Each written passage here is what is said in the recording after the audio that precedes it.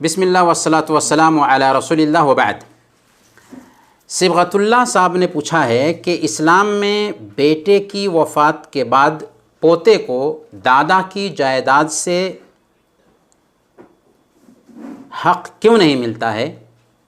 اسلام اس سلسلے میں کیا کہتا ہے بتائیں۔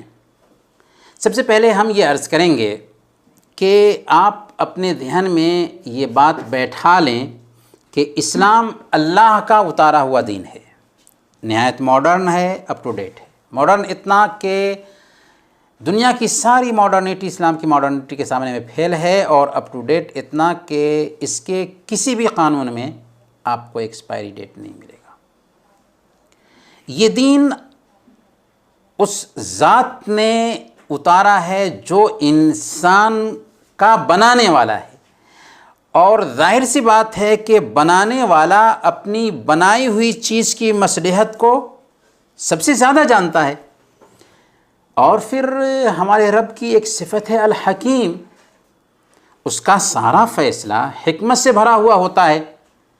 اس لیے ایک مسلمان کو چاہیے کہ اللہ کے حکم کے سامنے سر ٹیک دے، لیکن یہ اس بات سے مانے نہیں ہے کہ اسلام کی بیوٹیز کو سمجھنے کی کوشش کرے۔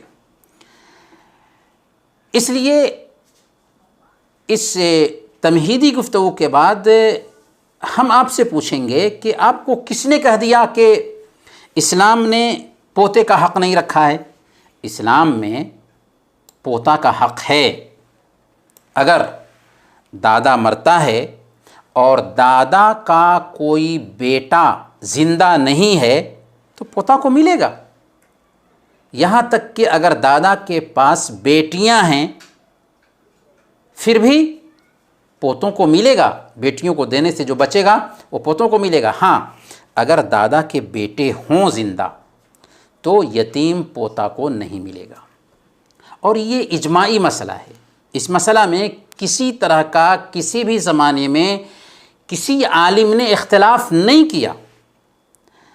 اس کی بہت بڑی حکمت بھی ہے جسے سمجھنا ضروری ہے، اور سب سے پہلی بات دھیان میں رکھنے کی یہ ہے کہ اسلام نے وراثت کی تقسیم میں رشتہ دار کے فقر و فاقہ اور اس کی ضرورت کو بنیاد نہیں بنایا کہ فلاں آدمی محتاج ہے اس لیے اس کو دو اور فلاں آدمی محتاج نہیں ہے اس لیے اس کو مت دو، بلکہ اسلام نے وراثت کی تقسیم میں قرابت داری کو بنیاد بنایا ہے۔ اگر محتاجی کو بنیاد بنایا ہوتا اسلام نے تو یہ فیصلہ کرنا ہی مشکل تھا کہ کون محتاج ہے اور کون محتاج نہیں ہے، بلکہ شاید ایسی حالت میں رشتہ داروں کے دینے کی بجائے سماج کے جو سب سے غریب اور مسکین ہیں ان تک کہ جائیداد پہنچ جاتی اور ان میں تقسیم کرنے کی نوبت آ جاتی۔ لیکن اسلامی شریعت نے وراثت کے سلسلہ میں قاعدہ دیا الاقرب فالاقرب، یعنی میت سے رشتہ میں جو زیادہ قریب ہے وہ وراثت کا حقدار ہوگا، اور جو قریب ہے اپنے بعد والے کو خود محروم کر دے گا۔ اسی لیے بیٹوں کے ہوتے ہوئے پوتے محروم ہو جاتے ہیں۔ کیوں؟ اس لیے کہ پہلے بیٹوں کا حق ہے، بیٹوں کے بعد پوتوں کا نمبر آتا ہے۔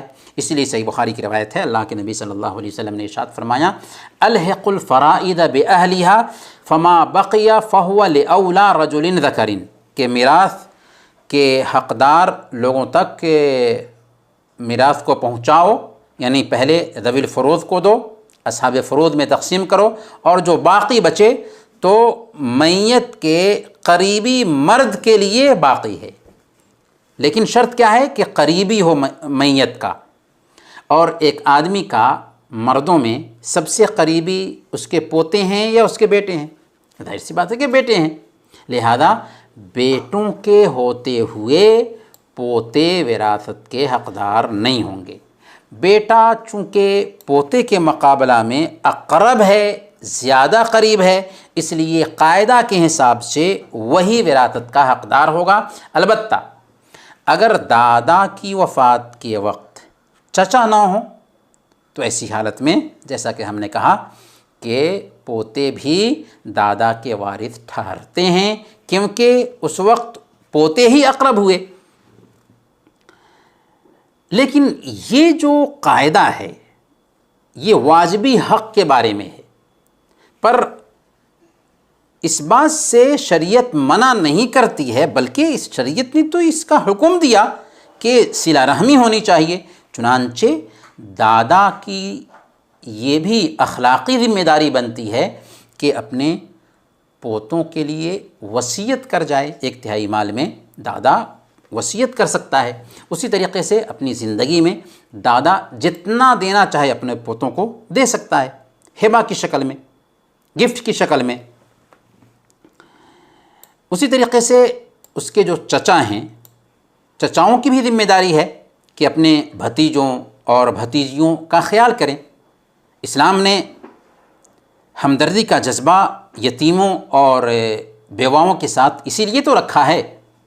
اگر دادا ہمدردی نہیں کریں گے اپنے پوتوں اور پوتیوں کے ساتھ، چچا ہمدردی کا معاملہ نہیں کریں گے اپنے بھتیجے اور بھتیجیوں کے ساتھ، تو کون ہمدردی کا معاملہ کرے گا؟ تو شریعت کی روح کو سمجھنا بہت ضروری ہے۔ جب ہم شریعت کی روح کو سمجھتے ہیں تو مسئلہ بالکل آسان ہو جاتا ہے کہ یہاں اقرب فالاقرب کا معاملہ ہے کہ جو میت کا سب سے قریب ہے اس کو حق دیا جائے گا۔ یہ مسئلہ ہمیں اس وجہ سے سمجھ میں نہیں آتا ہے کہ سماج میں ایک غلط روایت آ گئی، اور ہندو تہذیب سے یہ روایت ہم نے اپنایا، اور وہ روایت یہ ہے کہ بڑا بیٹا زندگی بھر کماتا ہے اور کمانے کے بعد اپنے باپ کو دے دیتا ہے۔ کبھی کبھار باپ اپنے بیٹے کی ہی کمائی سے جائیداد بناتا ہے۔ اب اگر بیٹا مر گیا تو پوتا کو محروم کرنے کی بات کی جاتی ہے، حالانکہ یہ تو ناانصافی ہوئی نا۔ اسی کے باپ کی کمائی ہے اور چچاؤں کا اس میں حصہ نکلنے لگا، اور اس کے بیٹے اور اس کی بیوی کا حق اس میں نہیں ہے، تو غلط تصور کو، غلط رواج کو سماج میں جگہ دینے کی وجہ سے ہم نے خود بہت سارے مسائل پیدا کر لیا ہے۔ حق یہ تھا کہ ایک آدمی جو کچھ کماتا ہے کمائی اس کی ہونی چاہیے تھی، لیکن اس کے ساتھ ساتھ وہ اپنے ماں باپ کا بھی خیال کرتا، اپنے بھائی اور بہنوں کی بھی کفالت کرتا، ساری کمائی اپنے باپ کے حوالے کی، اور باپ نے اس کمائی سے جائیداد بنائی، اور اب جو مر جا رہا ہے تو لوگ یہ کہنے لگتے ہیں کہ بھائی باپ مر گیا ہے تو پوتوں کو کیسے ملے گا، حالانکہ کمائی اسی کی تھی۔ تو یہ مسئلہ بھی حل ہونا چاہیے۔ آپ کما رہے ہیں تو اپنی کمائی اپنے پاس رکھیں، ہاں اپنے ماں باپ کی کفالت کریں، اپنے بھائیوں اور بہنوں کی بھی کفالت کریں، ان کی ضرورت پوری ہونی چاہیے، لیکن ساری کمائی اگر اپنے باپ کو دے دیتے ہیں اور باپ آپ کی کمائی سے جائیداد بنا رہے ہیں، اور پھر آپ کے مرنے کے بعد آپ کے بچوں کو محروم کرنے کی بات کی جاتی ہے، تو یہ غلط ہے نا۔ تو شریعت کو نہ برتنے کی وجہ سے بھی مسائل پیدا ہوتے ہیں، جس کی وجہ سے یہ مسئلہ سمجھ میں نہیں آتا۔ حالانکہ شریعت نے وعدہ کیا کہ پوتا کو دادا کی جو جائیداد ہے اس میں نہیں ملے گا، لیکن اسلام نے اس بات پر ابھارا ہے کہ دادا وصیت کر جائیں، 1/3 مال میں وصیت کر سکتے ہیں، دادا گفٹ میں کچھ دے دیں، ہبہ میں کچھ دے دیں، اور جتنا چاہیں دے سکتے ہیں، اور اسلام نے اس کام پر ابھارا ہے۔ اس طرح سے چچاؤں کی بھی ذمہ داری بنتی ہے کہ اپنے بھتیجوں اور بھتیجیوں کی کفالت کریں، ان کی دیکھ ریکھ کریں اور ان کا حق پہچانیں۔ اگر وہ نہیں پہچانیں گے تو کون پہچانے گا؟ تو اگر شریعت پر چلیں گے تو سارا مسئلہ آسان ہے۔ شریعت سے دور ہونے کی وجہ سے ہی مسائل پیدا ہوتے ہیں۔ اللہ تعالی ہم سب کو شریعت کے مطابق زندگی گزارنے کی توفیق عطا فرمائے۔ وصلی اللہ علی نبینا محمد وعلی آلہ وصحبہ اجمعین۔